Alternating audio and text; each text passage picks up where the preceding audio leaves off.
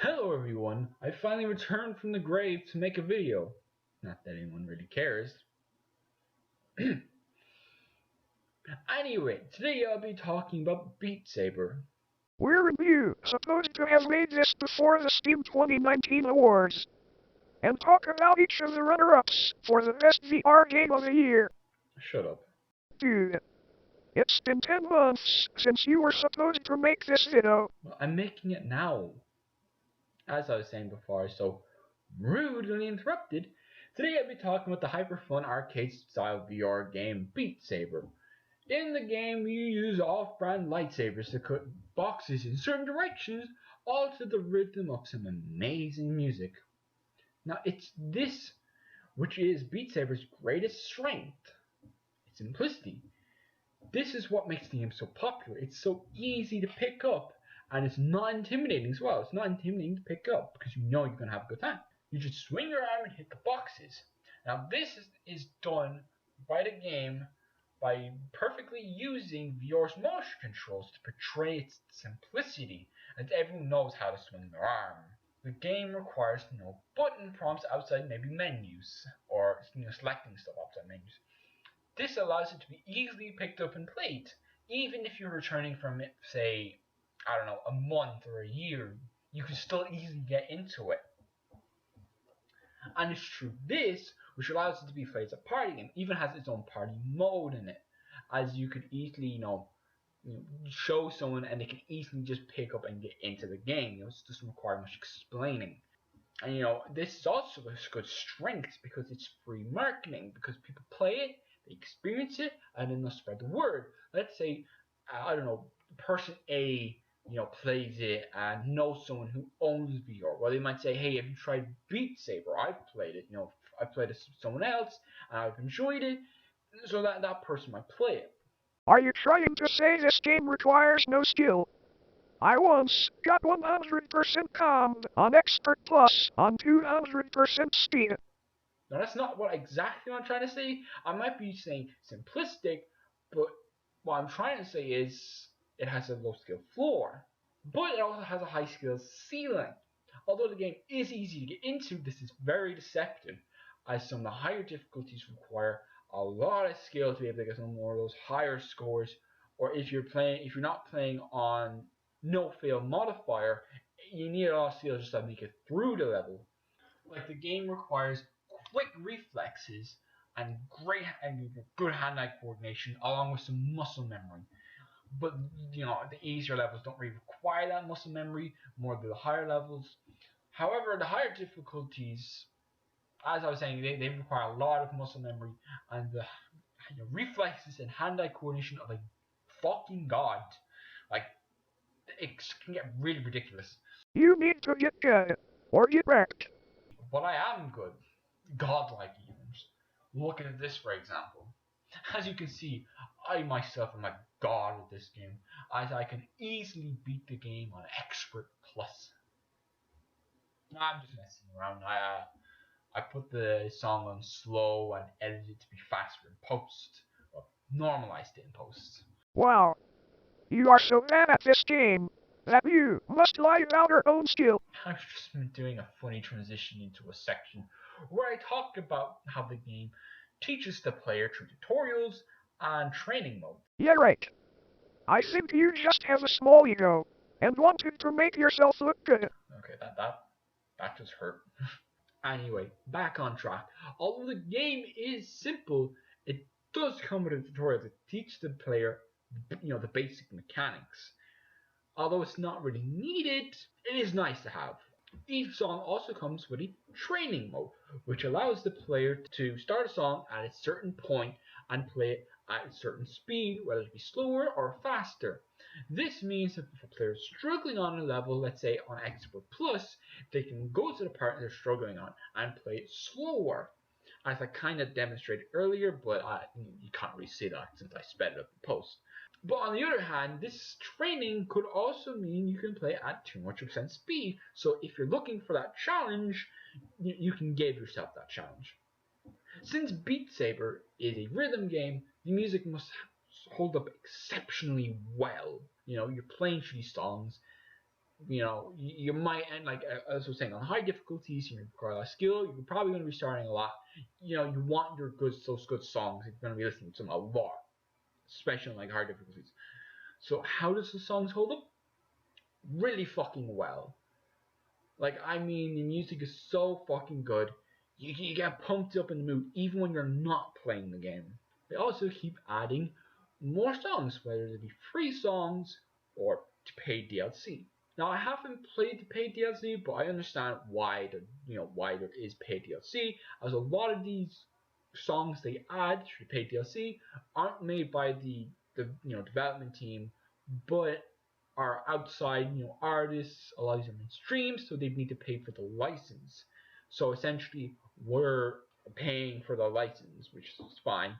But then again, I have seen Steam reviews, and from what they look at, the positive to negative rating, ratio, I'm not really gonna pick it up anytime soon, since it seems to be mostly negative.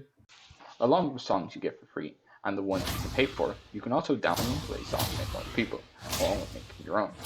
This means the game theoretically has an unlimited amount of content you can play, so long as there's still people making songs for it. These songs mainly come in the form of mainstream music, online songs made by online creators, to video game music. You can make this by simply getting an audio file, /song, and putting it into Level Editor. You can then place the box in whatever way you want. It all depends on how you see the song and how you think the level should play out. Whether it should be fast, slow, hard, or easy. For example, this whole section in the video was turned into a Beat Saber level. You can also make custom songs. Not only can you make custom songs, but you can customize your blade too. You can change the color of the blades. As you can see, I have a nice pink and green. However, you can't change the blades handles, but you can do this through mods.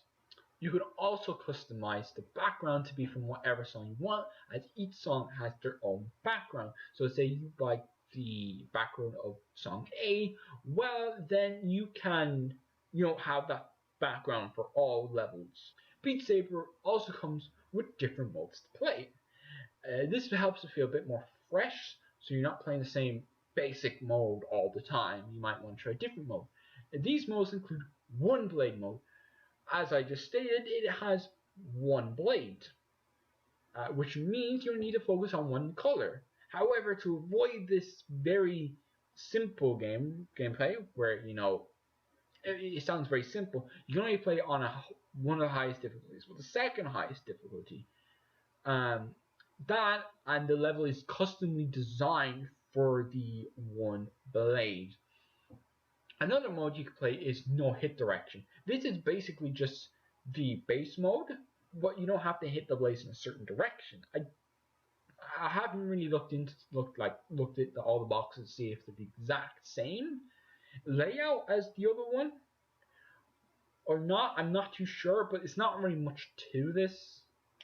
Also, a word of note: one blade and no direction aren't on all songs. So if you like this song and you want to play one blade, it probably won't have it. Also, kind of not recently, they've added 360 and 90-degree mode. This is like classic mode, except it's also quick note: these modes were added in for free, which is really nice. I do appreciate that. That's really nice.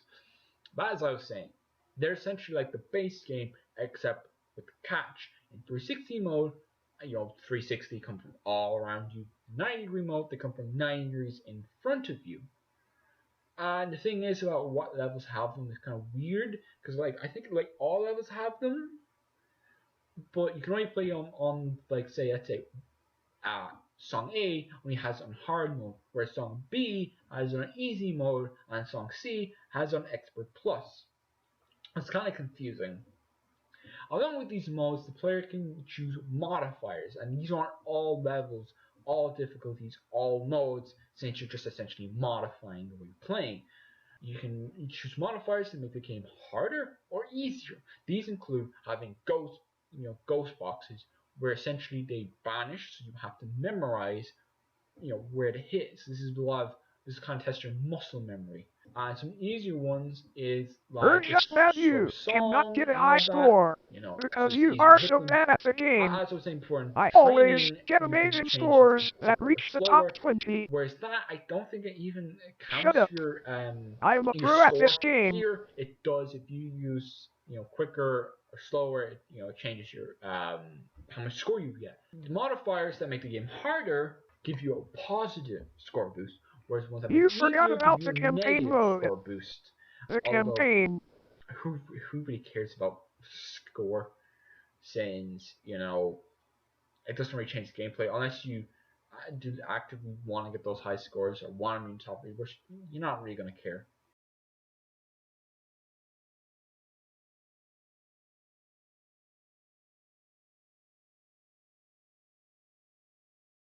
I highly doubt that. Well, anyway, folks, that's that. Overall, this is a fun game. I can't really think of anything too negative about it, so I think I'll end the video here. Thanks for watching. I hope. What?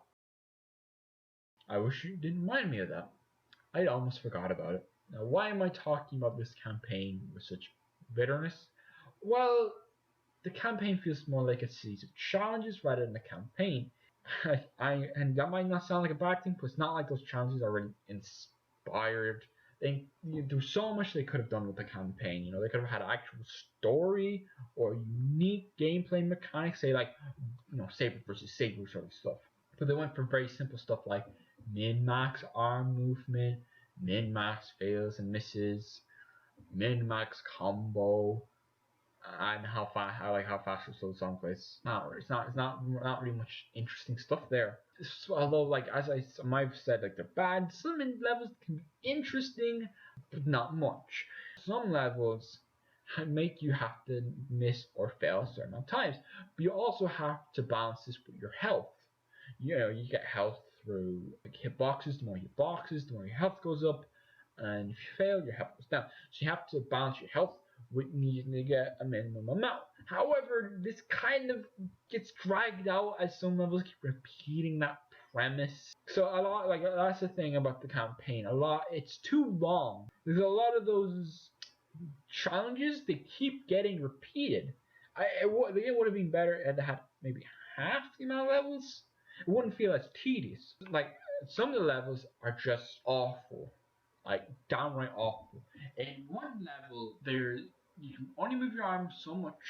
There's max distance, only fail once, and the song is slow. All these combined help make the song feel very boring and tedious. Max arm movement means you're only moving your arms so much. You're not doing these big long sweeps. The one mistake thing makes you feel like you're constantly doing the song over and over and over again because you might, miss one. The level might sound easy, but you're getting so bored that you might miss something. And it's so easy to do so. Just one miss of the swing and boom, start all over again. It's not even like the song's that easy anyway. Along with this, the fact that it's slower makes it feel like it's more dragged out, and even though the song playing is slower, so it helps to give that atmosphere of tedium. Overall, the campaign is just meh, bad to meh. It's not really that good. A good campaign makes a game really good. It makes you understand why you play. It helps it feel fresh, especially like in the games where they add new challenges. It helps it feel fresh and makes you understand why you play it. Like Overwatch, you have those challenges. However, when a campaign is bad or challenges are bad, like say a higher difficulty, it helps show bad parts about the game. Like supposedly, I haven't played Halo 2 on Legendary, but supposedly it really highlights some of the problems of the game. So that's what I'm talking about. Bad campaigns and bad challenges, like higher difficulties, can really show problems with the game. Just like Beat Saber. Like for example, playing the campaign kind of showed me that some of the mapping is awful. Like for example, one of the mapping places you have to move an arm up and down in a certain rhythm. This is just brainless gameplay, as you have to move your arm at a certain pace, and the thing is they're like very close together, so if you're even slightly off the rim, boom, you can end up losing that level, and you can end up starting over. I remember that slow level I was talking about had that sort of thing. So if you can get really bored from your arm up and down, and you could accidentally say, hit one the wrong way or something, and then start over. Some of the map can be awful. Like, just look at this example. God, who thought that was a good idea? Overall, songs are fun. So yeah, some of the mapping can be bad, but overall, it's good. So that's Beat Saber. Overall, enjoyable experience. I would highly recommend for anyone who is VR, even though the mapping can be sometimes awful and the campaign is very uninspired and shit. But that's the video. I hope you enjoyed, and always have a wonderful day.